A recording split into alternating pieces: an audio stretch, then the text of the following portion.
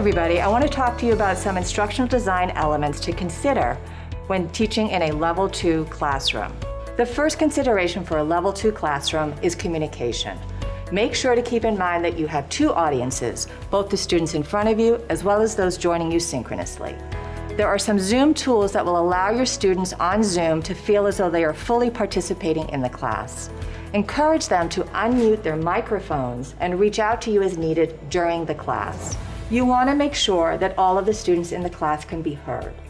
For you students joining you synchronously, there are Zoom tools to keep in mind to allow that to happen. First, encourage your students on Zoom to unmute their microphones and feel free to contact you via the microphone whenever they want to join in. You can also encourage them to use the chat icon. That way you can keep an eye on whether or not they have a question. Also allow them to raise their hand, which is a visual prompt for you to also acknowledge that someone needs your assistance and attention. The microphones in the ceiling pick up sound throughout the classroom.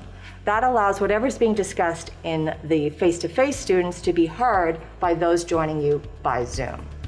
You have the ability to walk beyond the podium and engage with students as long as social distancing mandates are in place. The microphones will capture you quite a ways away from this lectern. I'd also like to encourage you to consider asynchronous design elements.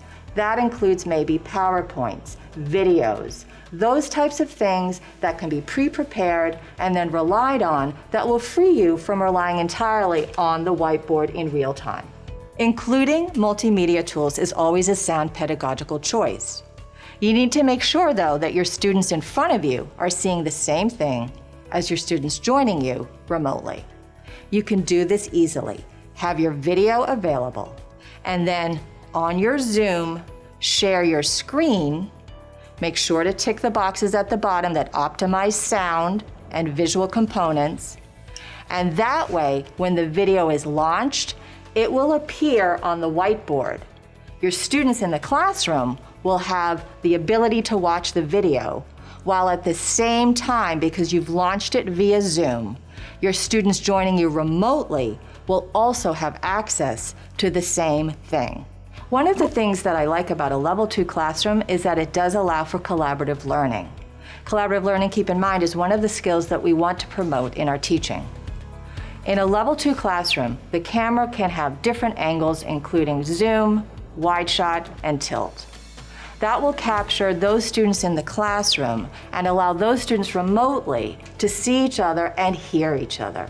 You want to encourage as best as possible the ability for all students in the classroom to be able to share and work collaboratively. Always try, of course, to engage your students. They want to be involved in the class as much as possible, so don't forget to bring in your remote students by asking them questions and encouraging them to join in the conversation. Of course, if you want to look directly at them, the camera is either in the ceiling for a Level 2 or on your desktop for a Level 1.